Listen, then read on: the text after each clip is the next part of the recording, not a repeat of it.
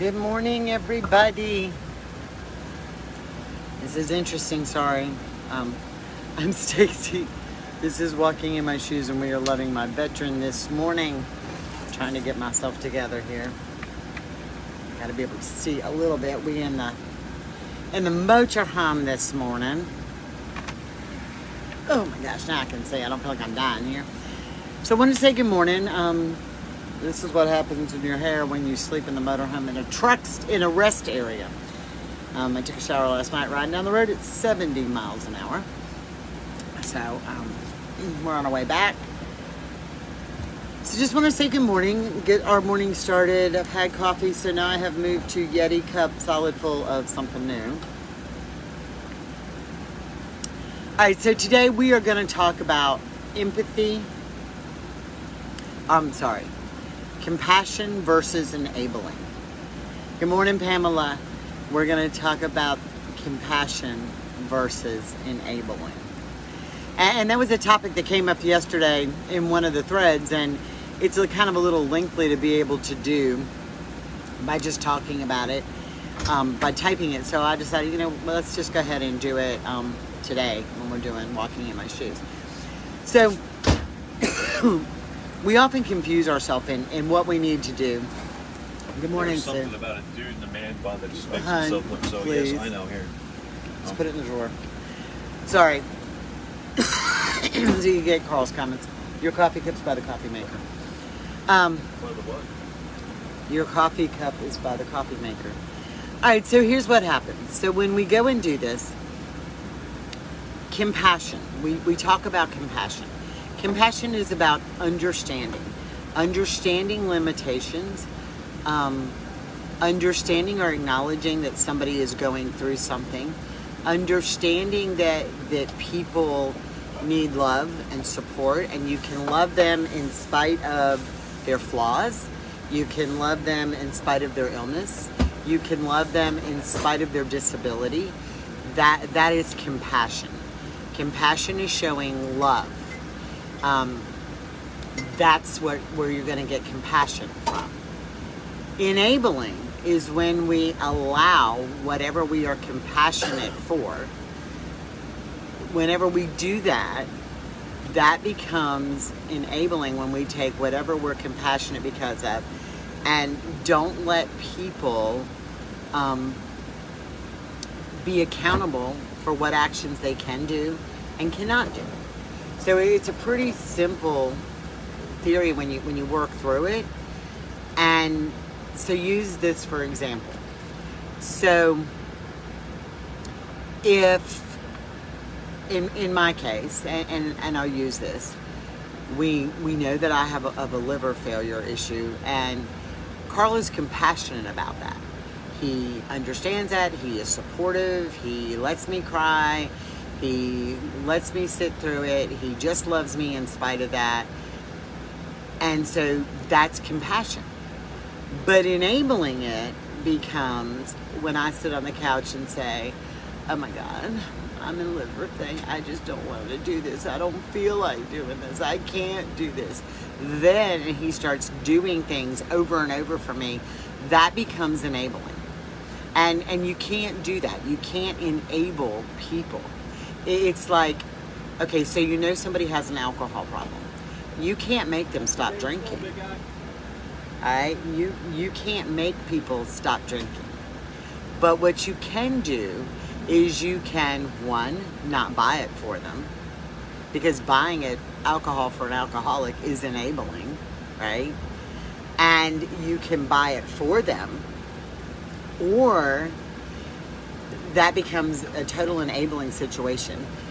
And you can even set the boundaries of, I'm not going to you're not going to drink in my presence. Now, you're not telling them they can't drink.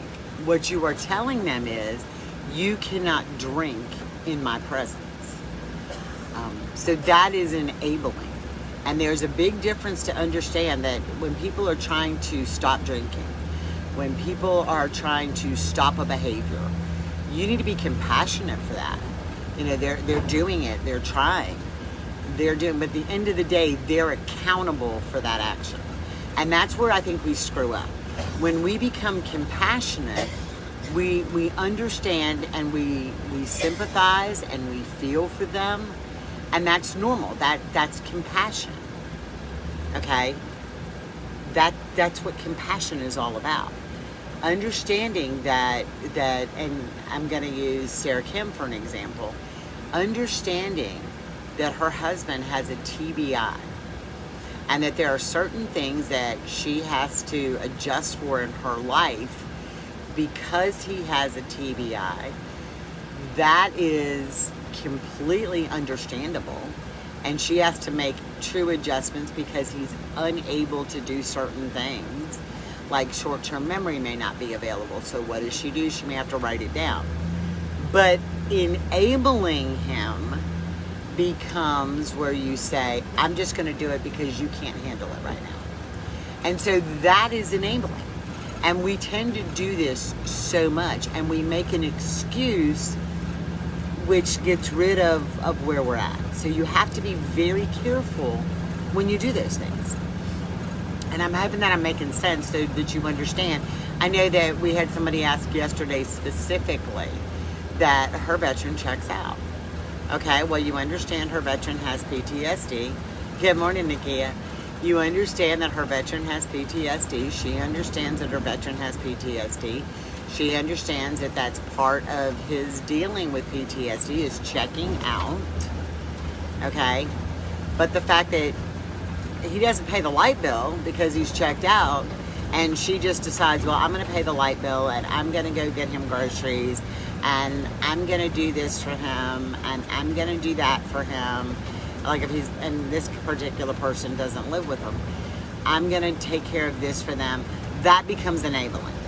You know, if you want to check out, that's fine. That's on you. Check out all you want. If you want to check out, knock yourself out. But I'm not going to enable you by paying your light bill. Or I'm not going to enable you by going to the grocery store. Those are just things that grown-up people do. Okay, so that's what happens. And it's tough. And you know, people are like, sorry, I know it's bouncing. We're getting up to speed here. We're back on the road. So I know that it's tough. And what happens when we do these things is we are enabling behavior that they can control. You know, I'm sorry. Yes, you need to check out. But yes, you also need to pay your bill.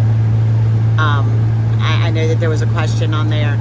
Well, he wants me to watch the dog while he goes off and does a thing. It's one thing if he comes to you, someone comes to you and says, hey, I'm going out of town for a few hours. Can you watch, for a few days, can you watch the dog? Good morning, Jen. Can you watch the dog? That is a yes or no question. But expecting you to watch the dog and feed the dog and go take care of the dog because they want to go check out, that's enabling. You know, to be able to say, nope, sorry, it's your dog. You need to get responsibility behind it. Go handle it. And it's okay to say no. You know, that goes back to our rights. So you have to be very, very, very, very particular about what you're doing. I think that was a good comment. Okay, she goes, Sarah Kim goes, you're left with your glass half empty. Nope, you choose how your glass is. You choose how your glass is. When you enable, you're choosing to either overfill your cup with stress or empty your compassion, empty your love and whatever, and make yourself miserable on your own. That becomes on you. So, yeah, there's a lot to be said on both sides of that. Good morning, Lisa. So, be careful. You know, I'm not saying be careful, but somebody want to ask me the difference. You know, so Carl gets in a space, okay? And we all know that, just like all of our veterans do. We have choices that are made. I can sit there and I can love him through it. I can't take it away from him. I can't make him tell me what's going on. I just need him to know that I love him and I'm there for him. Loving him and being there for him emotionally is one thing. Okay? But I'm not going to go in and fix his dinner and bring it to the table and like freaking feed him because he's decided to check out. That's on him. When he gets in that space, that's on him. That's not on me. It's on him. So when you do that, you enable that. You know, we have this thing, and I had to let go of like the yard. The yard was tough for me. I'm really picky about the grass, and I finally had to say, enough is enough. I'm not doing the grass anymore. So what happened was, sorry y'all, this is like awkward to me. What happened was when I was doing the grass, I had to let it go. And so the other day it was like so high I couldn't stand it. And I was like, this is driving me crazy. So I had two choices. I could go out and I could cut the grass, which is what enabling. Yes, he was in a space and I needed to be compassionate about that. But I was in a space and I needed my own compassion. But going out and cutting the grass on my own was enabling. So I could just go back and say, looked at him and I said, look, we have things we have to accomplish this week. And we have to accomplish. And listed them out and said, all right, so which ones are you going to do? And you know what? He did them. Because I didn't enable that. I understood and respected the fact that he needed his space. But I also took the time to sit back and say, we have to grow up in the real world. So that's the difference between compassion and enabling.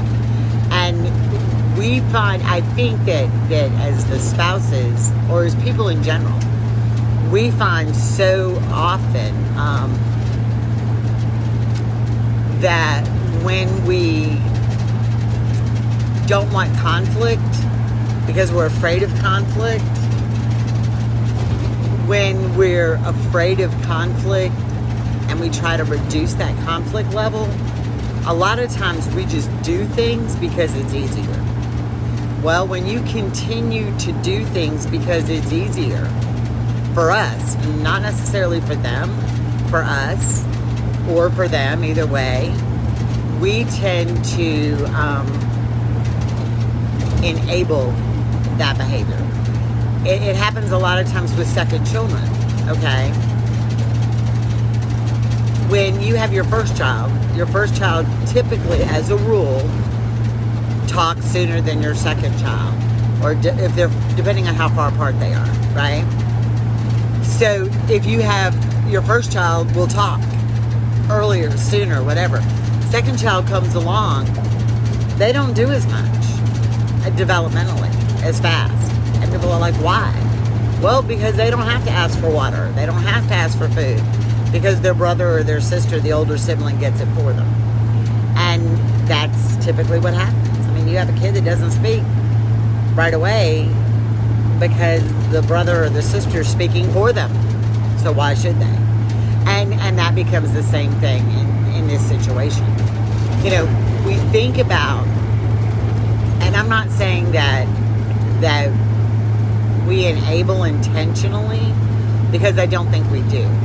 I think we enable without realizing.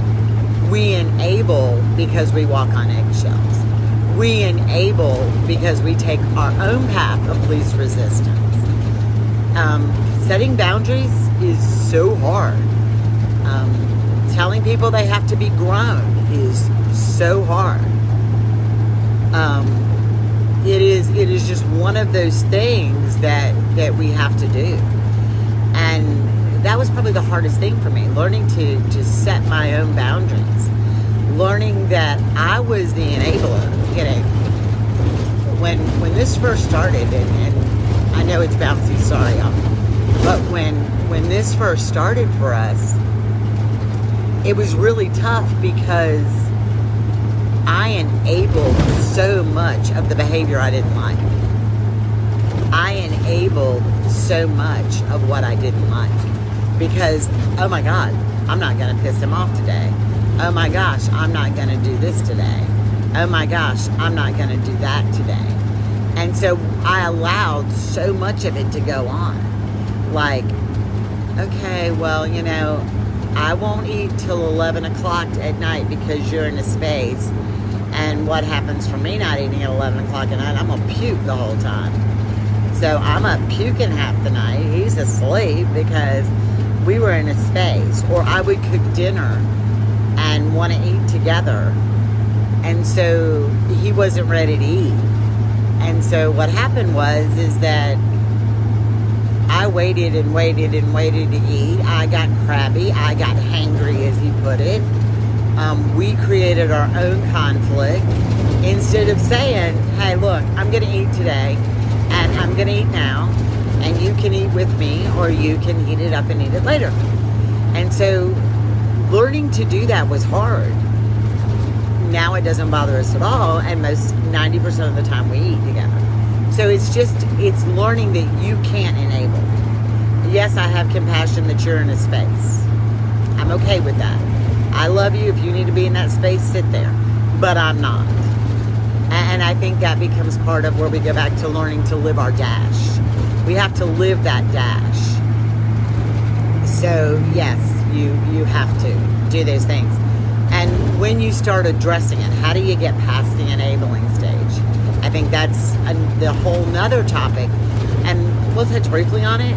But how do you get past the enabling stage? So to get past the enabling stage is quite simple. I'd say it's quite simple. It's simple in theory. It's hard and a lot of work. First of all, getting past the enabling stage is more work on us than anybody else. So let me say that one more time. Getting past the enabling stage is more work on us than anybody else. And how we do that is simply this. We say, we've had enough. We say, there becomes accountability. We sit back and say, this is not going to work. And when you realize that these are the things that are making you miserable, okay, and that's what you got to do is, I can't tell you, make your veteran do this or make your child do that. That's what you allow. But in our life, we had to sit back and say, I'm not letting this go on anymore. Not that I'm not letting him act this way, because he can act any way he wants to. Right? But I had to sit back and say, I'm not going to allow this anymore. And when I went back and said, I'm not going to allow this into my bubble anymore, I had to set those boundaries, and I had to be firm with those boundaries. And I can't make excuses for those boundaries when he tries to cross them, and he will, or they will, depending, But in my case, Carl tried to cross them. Why? Because I had enabled them for so long. And I think we live in this world of instant gratification, right? So we expect that the minute we set a boundary, things are going to get perfect, and they don't. Again, let me say this again. We expect things to be perfect, and they're not. So you have to set that boundary and say, I'm not going to, this protects me in my bubble. It's not a list of rules. It's a list of, Carl makes no secret that he drinks. He chooses that option over taking pills, and that's his choice. I can't make him choose one way or the other. That's on him. But what I can say is, you're not going to drink and drive ever. If you've cracked a beer, don't think you're going to run to the store. What I can say is, when you've had that one beer too many, I'm not going to be in the room with you. Those are all things I can say. I'm not telling you don't do it. I'm telling you I'm not going to do this. All the way down. And so I'm no longer enabling that behavior. I'm not enabling that behavior any longer, because I'm not allowing it in my bubble. And so if he wants to be part of my bubble, guess what? And it's working. It is totally different in our life now, because it doesn't happen that way. Because I've set that boundary. I said, you're not going to do this to me. So those are just things that we do. Do I have compassion that in his mind, and this is what he says, I need that because it's a depressant to calm me down and get my head to turn off so I can relate and unwind. Okay, that's on you. That's what you want to do. That's you. I'm compassionate about the fact you need to unwind. But I'm also not gonna sit here and let this go on in a space with us. Do those boundaries get crossed occasionally? Yep, they do. And that's on me usually. If I let him cross that boundary, that's on me. If you're gonna have too much to drink, I'm going to bed. I'm going for a walk. I'm gonna go sit at the river. I'm gonna go sit out back. I'm gonna go get out of this space. If you wanna do it, knock yourself out. Just don't include me in it. And that becomes one of those things that are difficult. And what we found is that he doesn't drink as much, typically. Now, I won't say that if he has a date, he doesn't, because he does. But on our normal, everyday, day-to-day living, no, he doesn't. And that was from boundary setting. And it was hard. So when you talk about compassion is understanding that someone has something going on. Enabling is allowing them to do things and making an excuse using their illness, their injury, their mental status, whatever you want to use, using that as an excuse for unacceptable behavior to cross into your bubble. So, if your bubble says, hey, look, I can't do this right now, I have to have my space, then that's something you have to do. And that's the difference. We have a lot of them that say, he needs to check out. Okay. Well, if you're checking out for a week and you're going to be in a relationship with me, and I can see that you've been on Facebook or social media because your little light lights up, whatever, you can check out all you want, but I need to let you know that you're part, that I need you to let me know that you're okay. Not that you're giving him a rule. It's like, hey, when you don't check in, it really bothers me, or it scares me, or I'm afraid you're in a ditch somewhere, or whatever you want to say, however you feel, because now you're making it about you and your feelings because you can't control them and theirs, okay? And so it makes me uneasy. Will you please check in at least once a day so I don't feel so uneasy? They can check out. You create what they are and are not going to do. If they check out, you don't have to take care of their shit. That's on them. If they decide to check out and they live by themselves and haven't washed the dishes, and they are taking the trash out and the house smells like doo-doo, you're not going to go over there and clean it. What the hell? That's their problem. Not yours, theirs. It goes to that accountability. And that, I think, is very hard to understand. So yes, compassion is understanding they have a situation and feeling for them and knowing that it's something that they're struggling with and supporting them in getting through it. Enabling is when you use it as an excuse.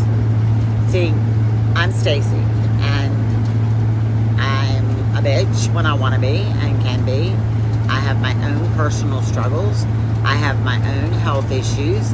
I have all these things. But at the end of the day, I'm Stacy and I'm me. Carl is Carl and he is him. And he has PTSD and he has TBI and those are all what we have. But it doesn't define who we are. And when we allow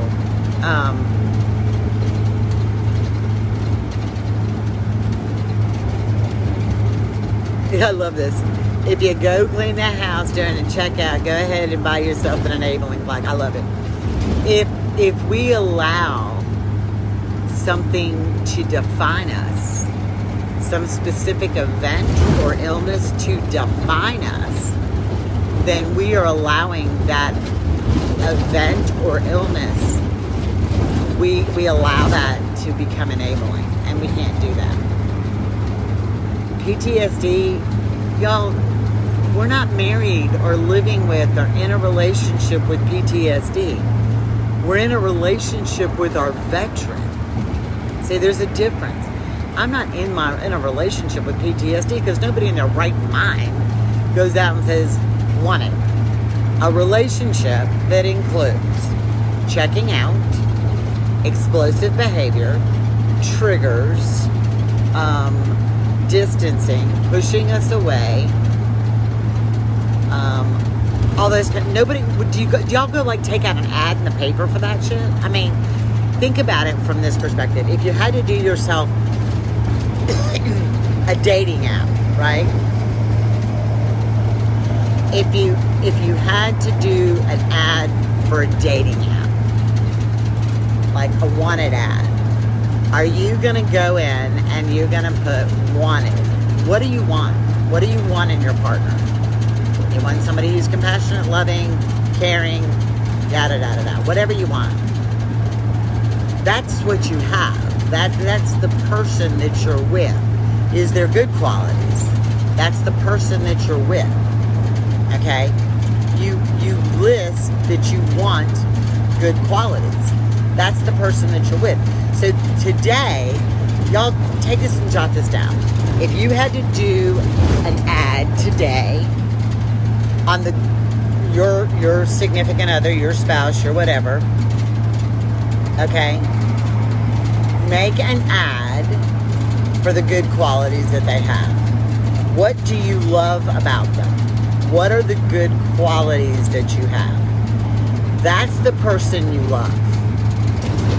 Then when you look at the bad, that's the PTSD. It's not the relationship. It's not them. Because I'm going to tell you now, if you're in this relationship with this person and it's all bad all the time, why the hell are you still here?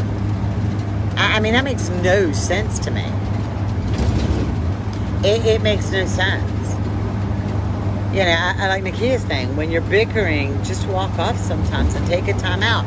Because when you keep fueling each other's fire, you're not going anywhere. So take out your ad today.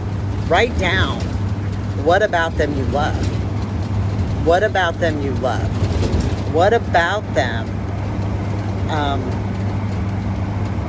do you love? Because, and Sarah Kim is writing this, and I've said this 1,000 times. You don't have good days and bad days. Our days are full of moments. What is your good moments? So take a time, want it, and write the good about, like you're writing a dating app ad for this man or woman that you're with. Okay? Write it down. And look at the good. And then you'll realize, hey, this is the person I love. This is who I love. And you love him or her in spite of the PTSD, of the TBI, of whatever is going on. You love them in spite of that. You don't take out the ad for the bad. And walking off, and we'll do this tomorrow because I think this is a great topic that we're getting into through the comments. Walking off and unfueling the fire is important. As long as you go back and address the fire to begin with, what created it. Okay? What created it. But I would. In fact, we'll probably do that today. I just think it would be a lot of fun. I'll go post it in the group in just a little bit. But I'm going to go in and do an ad. I want to see y'all's dating app ads. I want to see in the group what your ad would be. What would your ad be? What would your positive ad be? Because in order to see past the enabling and the negative, you've got to see where the love comes from. Because that love creates the compassion. And compassion and enabling are two totally different things. So let's look at why we love them. Because that's going to create the compassion. And then we'll take it to the next step as we go through this. because I think this is going to be a great lesson as we go. Because this is not a one-day event. This is a journey. So today, take out your ads. Take out your ads for what you love about your veteran. What do you love about her? What do you love about her? What is it that you love? That's why you're here. You love your veteran. Loving my veteran is acceptable. It's tough to understand. And this is the non-norm in the veteran spouse PTSD world. It is not. It is okay to love your veteran. So let's do that. Let's love them. And that's what we need to work on today. Let's love our veteran. Take out your happy ad. So we can then develop compassion from there, and then we can go in and decipher our enabling habits from that. But you're not going to do it if you don't understand why you love them in the first place, because compassion only comes from love. Okay? Compassion only comes from love. So, and again, like I said, I'm watching Nakia and Sarah Kim make comments and the thing, and they're great points. But we're going to deal with that walking away and going back and taking those steps back. Y'all, when I turn to angry, rage, and bitch, it's not pretty. And nothing ever good gets accomplished out of it. So that's where we are today. I hope this helped y'all understand the difference in compassion and enabling. And we'll deal with it even further tomorrow. Y'all don't forget, Let's Talk is tonight. I will be home and not riding up and down the road. Thank you, Jesus. Because this is like ridiculous. But again, I can tell you in my ad for loving my veteran, this man has just driven me everywhere so I can have a great birthday and feel good and get home in time to do the things we have to do. Anyway, I just want to tell y'all, have a blessed day. I'm grateful for all of you. I am so grateful to see y'all coming together and learn that it is okay to love your veteran. That is where we always just need to be. It's okay to love your veteran. Y'all have a blessed day. I'm Stacy. This has been Walking in My Shoes, and we